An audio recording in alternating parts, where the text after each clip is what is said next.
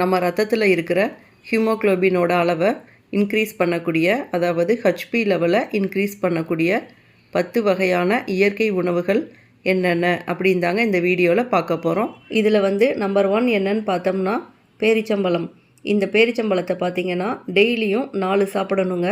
அப்படியே பழமாக கூட சாப்பிடலாம், அப்படி இல்லைன்னா ஜூஸாவோ மில்க் ஷேக்காவோ போட்டு சாப்பிடலாங்க. ஆனால் 4 இருக்கிற மாதிரி பார்த்துக்கங்க. நம்பர் 2 முருங்கைக்கீரை. இதை பொரியல் செஞ்சு சாப்பிடலாங்க, அப்படி இல்லைன்னா ஜூஸாவோ இல்லாட்டி சூப்பாவோ செஞ்சு கூட சாப்பிடலாங்க. வாரத்துக்கு 2 தடவை சாப்பிட்ணுங்க. தேர்ட் ஒன் பார்த்திங்கன்னா பீட்ரூட் ஜூஸ். இந்த ஜூஸ் பார்த்திங்கன்னா டெய்லியும் 100 ml இருக்கிற மாதிரி குடிக்கணுங்க. இந்த ஜூஸை ஃப்ரெஷ்ஷாக அப்படியே எடுத்து குடிக்கணுங்க. இதில் சுகர் கலக்க வேண்டாம், அப்படியே எடுத்து குடிக்கிறது ரொம்ப பெஸ்ட்டுங்க.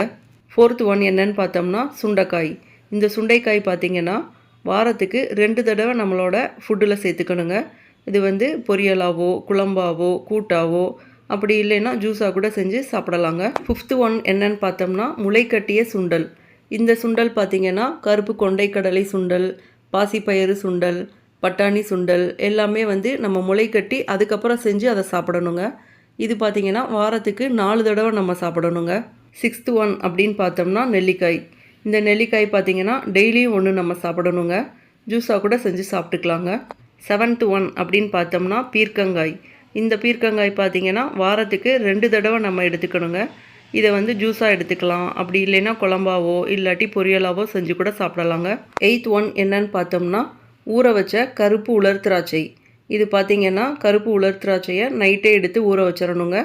காலையில் ஊற வச்ச தண்ணியோடு அப்படியே சேர்த்து சாப்பிடணுங்க. இந்த ஊற வச்ச கருப்பு திராட்சை பார்த்திங்கன்னா 4 இருக்கிற மாதிரி டெய்லியும் சாப்பிடுங்க. 9th ஒன் என்னன்னு பார்த்தோம்னா திராட்சை பழம், அதுக்கப்புறம் மாதுளம்பழம். இந்த 2 பழத்தையும் வாரத்துக்கு 2 நாள் எடுத்துக்கணுங்க. ஜூஸாக எடுத்துக்கலாம், அப்படி இல்லைன்னா முழு பழத்தை உரித்து அப்படியே கூட நம்ம சாப்பிடலாங்க. 10th ஒன் என்னன்னு பார்த்தோம்னா ரொம்ப ரொம்ப முக்கியமானதுங்க. நம்ம ஹீமோக்ளோபின் எண்ணிக்கையை இன்க்ரீஸ் பண்ணுறதுக்கு ட்ரை பண்ணிக்கிட்டு இருக்கிறப்ப ஒயிட் சுகரை கண்டிப்பாக அவாய்ட் பண்ணணுங்க. அதுக்கு பதிலாக கருப்பட்டி, வெல்லம், நாட்டு சர்க்கரை இந்த பொருட்களை இனிப்புக்கு பதிலாக இதை சேர்த்துக்கிறது ரொம்ப பெஸ்ட்டுங்க. இந்த 10 உணவுப் பொருட்களை நம்ம உணவில் சொன்ன மாதிரி அளவுகளோடு சேர்த்துட்டு வர்றப்ப நாளடைவில் பார்த்திங்கன்னா ஹீமோக்ளோபின் எண்ணிக்கை கண்டிப்பாக இன்க்ரீஸ் ஆகுங்க. அவ்வளோதாங்க. இந்த குறிப்பு உங்களுக்கு ரொம்ப பயனுள்ளதாக இருக்கும்னு நினைக்கிறேன்.